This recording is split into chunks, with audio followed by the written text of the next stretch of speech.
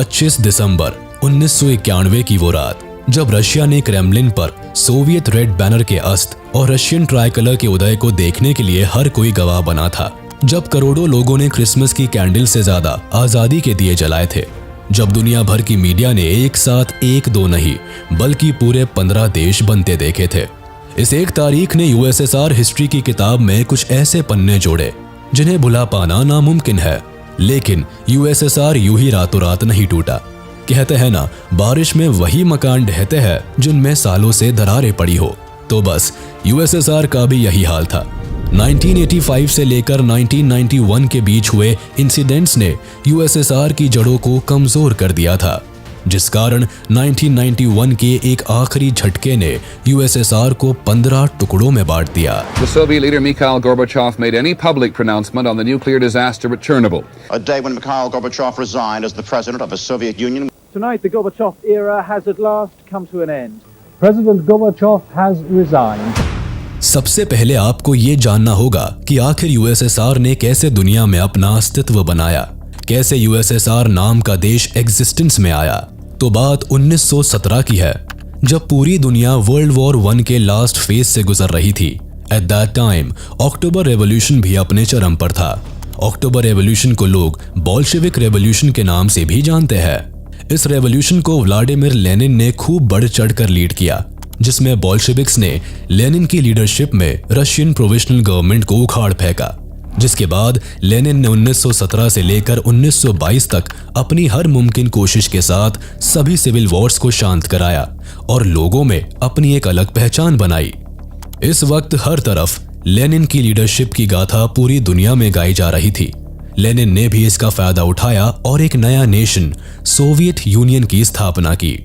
1922 में Soviet union यानी USSR दुनिया का सबसे बड़ा नेशन बनकर उभरा, जो पूरे 15 देशों से मिलकर बना था, जिसमें Armenia, Azerbaijan, Belorussia, now Belarus, Estonia, Georgia, Kazakhstan, Kirgizia, now Kyrgyzstan, Latvia, Lithuania, Moldavia, now Moldova, Russia, Tajikistan, Turkmenistan, Ukraine and Uzbekistan आते थे। यूएसएसआर को फॉर्म करने के कारण इसके पहले प्रेसिडेंट का ताज भी व्लादिमीर लेनिन को ही पहनाया गया। अब यूएसएसआर के बारे में आगे जानने से पहले आप ये जान ले कि आखिर यूएसएसआर है क्या। यूएसएसआर यानी the union of Soviet socialist republics एक ऐसा देश था जो कि 15 देशों को जोड़कर बनाया गया था, जिसके कारण ये नेशन पूरी दुनिया में सबसे ज्यादा एरिया कवर करता था। देखा जाए तो यूएसएसआर रियल डेमोक्रेसी को फॉलो करने की विचारधारा के साथ जन्मा था, लेकिन वक्त के साथ साथ डेमोक्रेसी कब ऑथोरिटेरियन राज में बदल गई ये किसी को नहीं पता चला। लेनिन का मकसद तो यूएसएसआर के सभी लोगों को एक करना और अपने देश में डेमोक्रेसी लाना था, लेकिन इससे पहले ये इस काम में सफल होते 1924 में इनकी मौत हो गई, जिससे इनका सपना भी इनकी तरह ज्यादा समय तक यूएसएसआर पर राज नहीं कर पाया। लेनिन की मौत के बाद जोसेफ स्टालिन को यूएसएसआर का नया प्रेसिडेंट चुना गया, जिसने डेमोक्रेसी को ऑथोरिटेरियन रूल में कन्वर्ट करने में कोई कसर नहीं छोड़ी।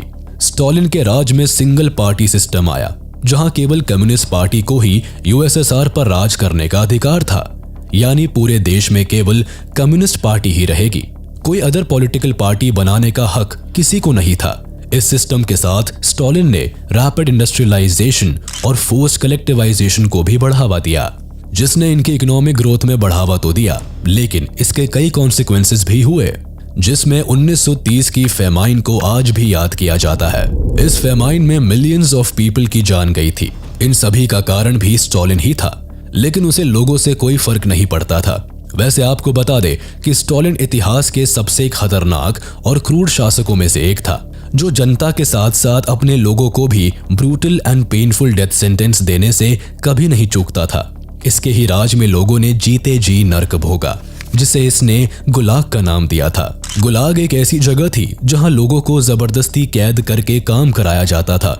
स्टालिन के पूरे राज में इस गुलाग में करीब 18 मिलियन लोगों को बंदी बनाया गया था, जिनमें से आधों को मौत और बाकी बचे हुए लोगों को स्टालिन की मौत के बाद उस नर्क से राहत मिली। स्टालिन के शासन में यूएसएसआर का एक पत्ता भी इसकी मर्जी के बिना नहीं हिलता था। लोगों में इसका इस कदर डर फैल चुका था कि लोग इसके नाम से भी कांपते थे। खैर, स्टालिन ने अपनी मौत यानी 1953 तक यूएसएसआर पर राज किया। इसकी मौत के बाद कम्युनिस्ट पार्टी से ही कई लोग यूएसएसआर के प्रेसिडेंट बने और सभी ने स्टालिन के लक्ष्य कदम को फॉलो किया। यूएसएसआर में 1985 तक सत्ता में कुछ खास बदलाव देखने को नहीं मिले, लेकिन 1985 में मिखाइल गोर्बाचेव यूएसएसआर के प्रेसिडेंट बने, जिन्होंने न केवल सत्ता के नियम और कानून को बदला बल्कि दुनिया की दो सुपर पावर्स के बीच चल रहे कोल्ड वॉर को भी शांत कराया। हालांकि इस कोल्ड वॉर के शांत होने का नतीजा यूएसएसआर का डिवीजन निकला, लेकिन ऐसा नहीं कि यूएसएसआर केवल गोर्बाचेव के कारण टूटा। इसके अलावा भी कई ऐसे कारण थे जिन्होंने यूएसएसआर की जड़ों को कमजोर कर दिया था। तो चलिए पहले उन कारणों को जानते हैं। कोल्ड वॉर दुनिया की एक ऐसी वॉर थी जिसमें बिना किसी बड़े बम धमाके के दो देश आपस में लड़ रहे थे।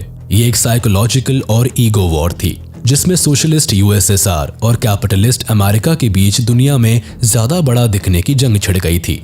दोनों ने ही दुनिया में सुपर पावर्स बनने के लिए हर मुमकिन कोशिश की, जिसमें एट लास्ट अमेरिका जीत गया और यूएसएसआर के कई टुकड़े हो गए।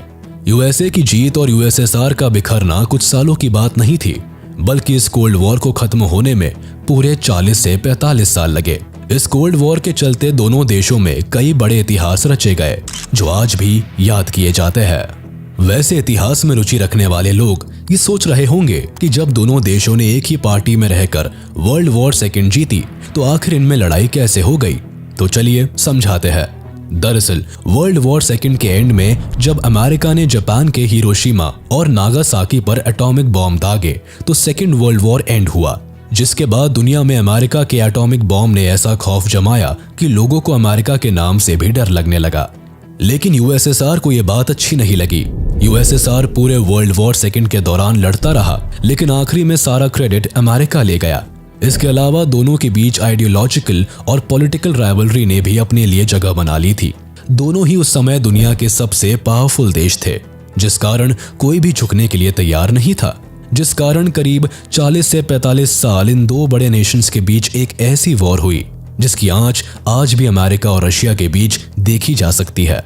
अब एक सवाल यहाँ ये आता है कि जब दोनों के बीच दुश्मनी हो ही गई थी तो वॉर करके इसे खत्म क्यों नहीं किया गया? क्या जरूरत थी इस दुश्मनी को 40 साल तक खींचने की? अब इस सवाल के पीछे भी एक कारण था। दरअसल सेकेंड वर्ल्ड वॉर में पार्टिसिपेट करने के कारण दोनों का पहले ही काफी नुकसान हो चुका था। दोनों देश अपने कई सोल्जर्स, रिसोर्सेज और हिम्मत पहले ही गवा चुके थे, जिसके कारण एक और वॉर अफोर्ड करना कोई समझदारी का काम नहीं था। ऊपर से इस बार सभी को न्यूक्लियर वेपन्स के खतरे का भी अंदाजा था, तो अगर वॉर होती तो दोनों ही देशों को बड़ा नुकसान होता।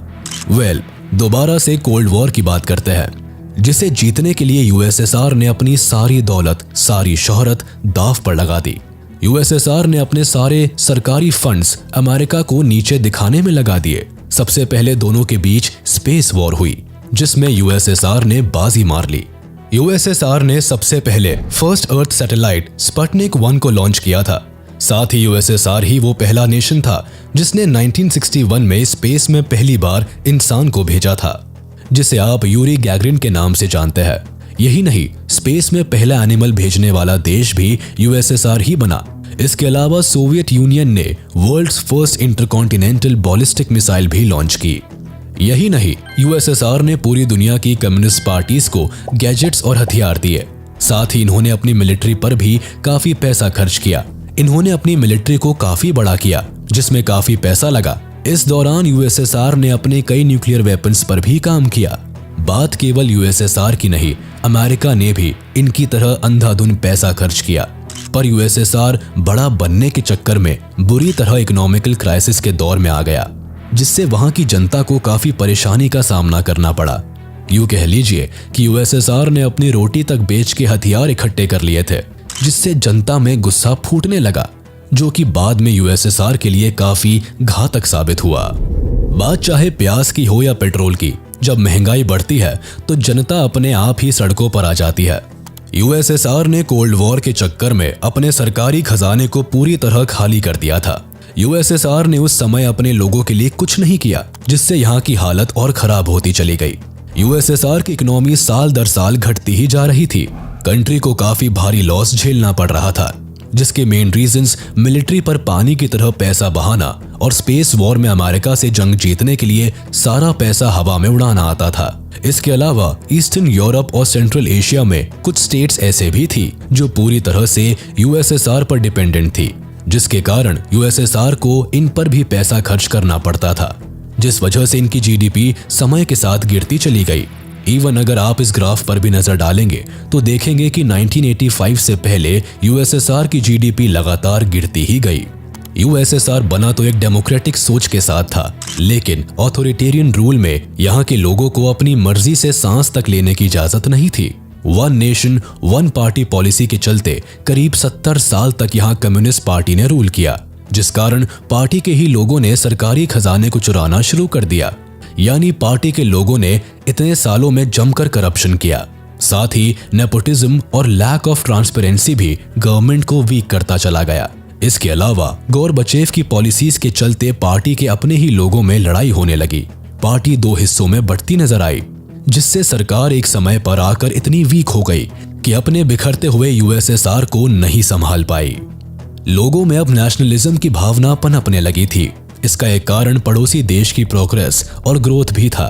लोगों ने जब देखा कि यूरोपियन स्टेट्स तो दिन पर दिन प्रॉस्पेरस होते जा रहे हैं, पर हमारी सरकार हमारे देश को बर्बाद कर रही है, तब यूएसएसआर के लोगों ने भी पीसफुल प्रोटेस्ट शुरू कर दिए।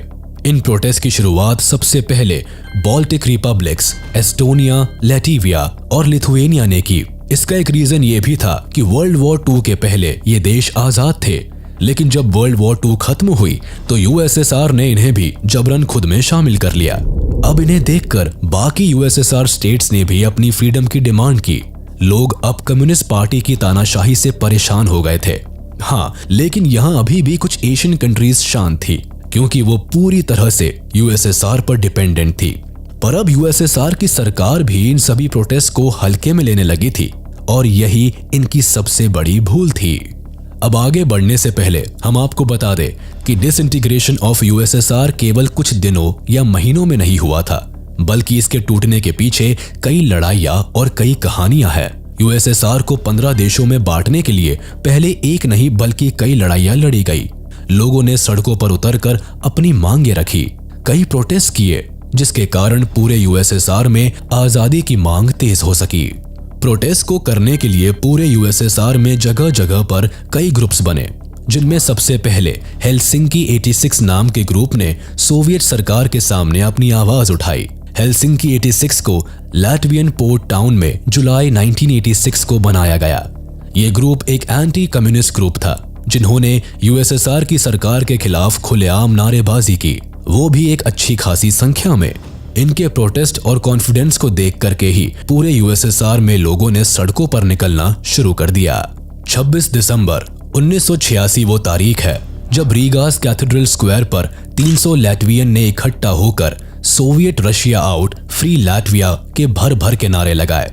लोग अपनी फ्रीडम के लिए इस नारे के साथ लेनिन एवेन्यू की ओर बढ़ने लगे। हालांकि लोगों ने फ्रीडम मार्च को देखते हुए सिक्योरिटी फोर्सेस ने इन्हें रोकने की कोशिश भी की, लेकिन तब तक पूरे रशिया में फ्रीडम की आग इस कदर फैल चुकी थी कि इसे रोक पाना मुश्किल था। इवन इस प्रोटेस्ट से पहले भी लोगों ने अपने लेवल पर कई छोटे मोटे प्रोटेस्ट किए थे, पर उन सभी प्रोटेस्ट का रिजल्ट कुछ नहीं निकला और दिसंबर 1986 में कजाकिस्तान में भी राइट्स देखने को मिले, जिसका मेन रीजन कजाकिस्तान के first secretary of the communist party और एक एथनिक कजाक को उनकी गद्दी से हटाना और एक आउटसाइडर को उनकी जगह देना था, जिसके कारण 17 दिसंबर 1986 को 200 से 300 स्टूडेंट्स ने सेंट्रल कमेटी बिल्डिंग के सामने एक डेमोन्स्ट्रेशन स्टार्ट कर दिया। इस प्रोटेस्ट ने देखते ही देखते एक सिविल अनरेस्ट का रूप अपना लिया, जिसके कारण वहां के नॉर्मल सिविलियंस, ट्रूप्स और वॉलंटियर्स में क्लैशेस देखने को मिले। ये क्लैशेस और प्रोटेस्ट करीब 3 दिन तक लगातार चलते रहे।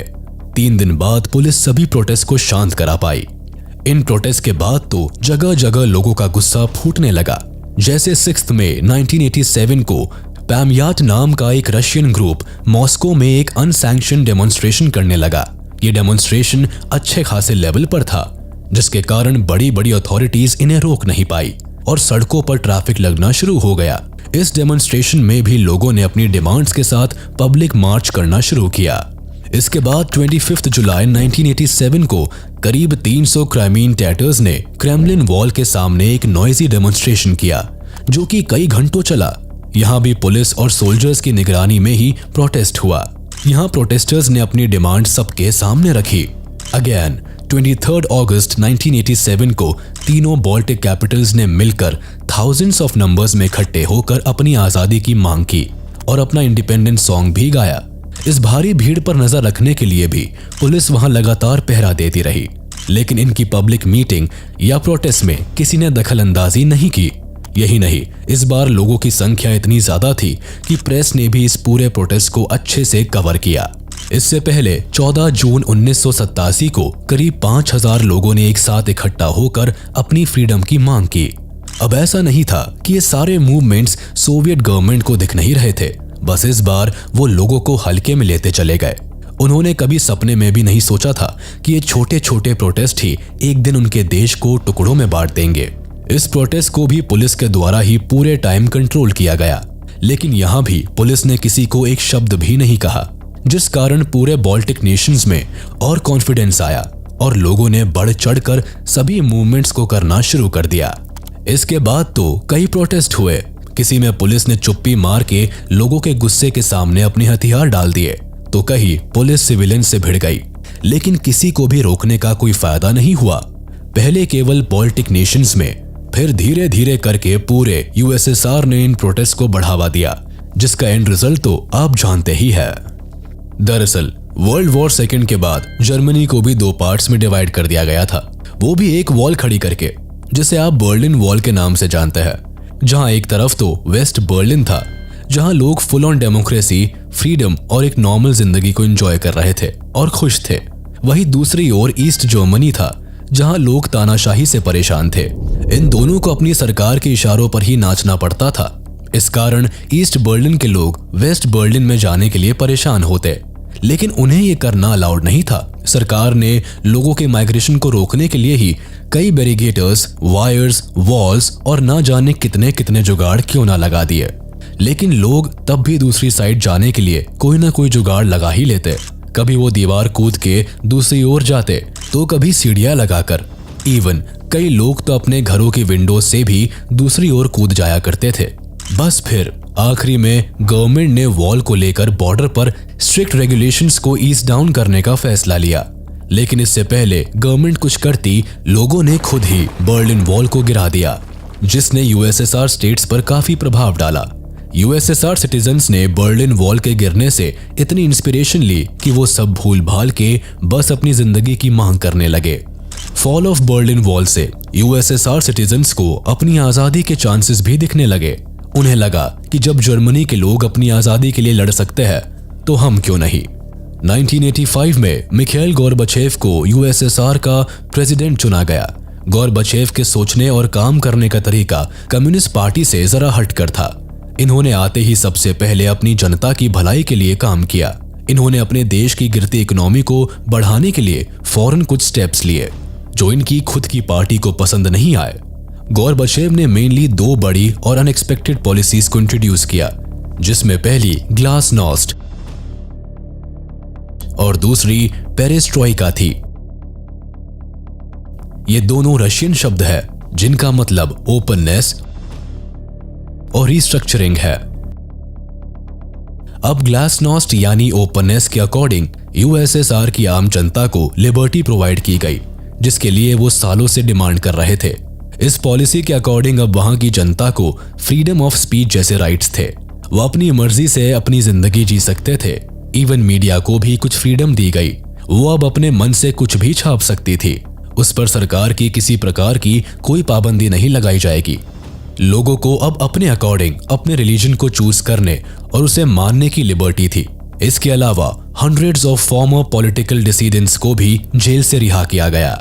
दूसरी पॉलिसी आती है पेरेस्ट्रोइका यानी रिस्ट्रक्चरिंग, जिससे यूएसएसआर का इकोनॉमिक ट्रांसफॉर्मेशन भी हुआ।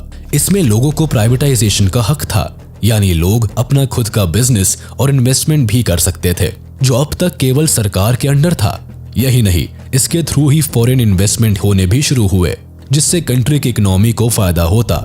इस पॉलिसी के अंडर इकोनॉमिक चेंजेस के अलावा पॉलिटिकल चेंजेस भी हुए, यानी अब न्यू और यंगर जनरेशन को कम्युनिस्ट पार्टी के लीड ग्रुप्स में रखा जाने लगा, जिसने अपने आप ही सोवियत यूनियन में फ्री एंड डेमोक्रेटिक इलेक्शन की नींव रखी। बट गोरबचेव को क्या पता था कि जनता की भलाई के लिए किए गए चेंजेस आखिरी में उन्हें ही बैकफायर करेंगे। दरअसल हुआ ये कि जब गोरबचेव के लोगों को फ्रीडम और लिबर्टी जैसे शब्दों से इंट्रोड्यूस कराया तो उनकी भूख और बढ़ गई और अब वो पार्शियल फ्रीडम नहीं बल्कि फुल फ्रीडम की डिमांड करने लगे, जिससे पूरे यूएसएसआर में जगह जगह लोगों ने सड़कों पर निकलना शुरू कर दिया, लेकिन पीसफुली। बात केवल 2 पॉलिसीज की नहीं बल्कि गोरबचेव के नेक्स्ट सबसे बड़े स्टेप की थी। वो ऐसे कि फरवरी 1990 में गोरबचेव ने अपनी पार्लियामेंट को बुलाकर ये अनाउंस कर दिया कि अब सिंगल पार्टी सिस्टम का अंत होने जा रहा है। अब हम अपने देश में चुनाव करवाएंगे और जनता अपना लीडर खुद चुनेगी। जिसके बाद सभी यूएसएसआर स्टेट्स में चुनाव हुआ और कम्युनिस्ट पार्टी ने बुरी हार का सामना किया। इस हार के दौरान ही एक ऐसा इंसिडेंट हुआ जिसने यूएसएसआर के जर्जर मकान को एक झटके में गिरा दिया। दरअसल जैसे ही हमने आपको पहले भी बताया था कि कम्युनिस्ट पार्टी गोरबचेव के बदलाव से खुश नहीं थी, तो बस पार्टी ने मौका पाते ही गोरबचेव को नजरबंद करवा दिया और पूरे देश में अफवाह फैला दी कि गोरबचेव की हेल्थ ठीक नहीं है, जिस कारण कुछ समय के लिए main ministers of communist party या hard liners of the Soviet unions communist party सरकार को संभालेंगे। ये हार्ड लाइनर्स और मेन मिनिस्टर्स कम्युनिस्ट पार्टी के वो 8 बड़े नेता थे जो गोरबचेव के रिफॉर्म से बिल्कुल खुश नहीं थी। इन लीडर्स में मेनली यूएसएसआर के defence minister, vice presidents, Gorbachev secretariat head, Soviet defence council deputy chief जैसे बड़े नेता आते थे। अब कम्युनिस्ट पार्टी ने पूरे देश में इमरजेंसी लगा दी क्योंकि ये नहीं चाहते थे कि यूएसएसआर कभी भी बटे। ये लोग देश में हो रही हर चीज का जिम्मेदार गोरबचेव को मान रहे थे, जिस कारण पार्टी के मेन मिनिस्टर्स ने गोरबचेव को प्रेसिडेंट पद से हटाने के लिए सारा प्लान बनाया। खैर, आपको बता दें कि इस इमरजेंसी को ऑगस्ट कूप के नाम से भी जाना जाता है, जिसे लगाने के बाद देश में कुछ उल्टा ही हुआ। जहां पूरे देश की सड़कें खाली दिखनी चाहिए थी, वहां अब लोग सड़कों पर उतर आए थे। बात हाथ से निकल चुकी थी। लोग कम्युनिस्ट पार्टी के इस डिसीजन को काफी बुरी तरह इग्नोर कर रहे थे। ये देख के सरकार ने सड़कों पर अपनी ही आर्मी को खड़ा कर दिया और प्रोटेस्ट शांत कराने का आदेश दिया, लेकिन अपनी ही जनता पर गोली बरसाने के लिए आर्मी ऑफिसर्स ने भी इनकार कर दिया और तब हुआ असल सत्ता पलट। अब हर प्रोटेस्ट या रेवोल्यूशन को लीड करने के लिए कोई ना कोई तो हमेशा ही दीवार की तरह खड़ा होता है। ऐसा ही इस प्रोटेस्ट में भी हुआ। बोरिस येल्टसिन के नाम के एक कम्युनिस्ट पार्टी लीडर ने ही अब अपनी पार्टी से अलग होने का फैसला लिया और अपने देश की जनता की डिमांड्स को पूरा करवाने के लिए उनके साथ सड़कों पर उतर आए। यूएसएसआर को तोड़ने में इनका भी एक बड़ा योगदान था। ये चाहते थे कि सभी देशों को आजादी मिले और सभी अपने अनुसार रह सके। बोरिस येल्टसिन की कमाल की लीडरशिप क्वालिटी और प्रोटेस्ट के दौरान लोगों की मदद के चलते जब रशिया यूएसएसआर से अलग हुआ तो चुनाव के बाद इन्हें ही रशिया का फर्स्ट प्रेसिडेंट चूज किया गया। जनता के लिए ये एक नेशनल हीरो बन गए थे जिन्होंने उन्हें आजादी दिलाई। 8 दिसंबर 1991 यूएसएसआर के 3 बड़े देश रशिया, यूक्रेन और बेलारूस ने मिलकर 1922 की यूएसएसआर ट्रीटी को रद्द करके खुद को एक इंडिपेंडेंट नेशन अनाउंस कर दिया। इन तीनों देशों के आजाद होने के बाद यूएसएसआर टूट गया। बाकी देशों ने भी एक एक करके अपनी इंडिपेंडेंस घोषित कर दी। साथ ही 26 दिसंबर 1991 को गोरबचेव ने भी अपनी पोस्ट से रेजिग्नेशन दे दिया, जिससे इतिहास के सबसे बड़े देश, सबसे बड़ी सुपर पावर का अंत हुआ। यूएसएसआर के जैसे ही टुकड़े होने शुरू हुए, यूएसए के then president George H.W. Bush ने 25 दिसंबर 1991 को टीवी पर आकर एंड ऑफ कोल्ड वॉर की अनाउंसमेंट की। Eastern Europe is free. The Soviet Union itself is no more.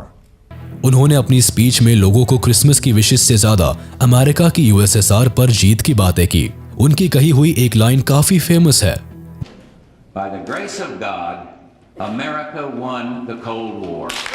और इसी के साथ इतिहास के एक चैप्टर का दी एंड होता है। ये इंसिडेंट हमारे इतिहास का इतना जरूरी चैप्टर है कि बच्चों की बुक से लेकर कॉम्पिटिटिव एग्जाम्स तक में इसने अपने लिए अच्छी खासी जगह बनाई हुई है। यूएसएसआर जब टूटा तो हर देश के ऊपर सर्वाइवल की तलवार लटक गई, क्योंकि नई सरकार के पास ना पैसा था ना रिसोर्सेस। लोगों में भी काफी उथल पुथल थी, पर समय के साथ ये परेशानियां भी ठीक हो गई। हर देश ने खुद को इंडिपेंडेंट घोषित कर लिया।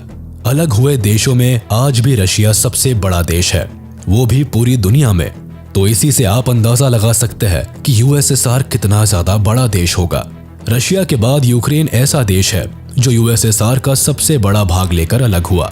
यूएसएसआर के टुकड़े होने के बाद अमेरिका दुनिया का सबसे बड़ा सुपर पावर बनकर उभरा।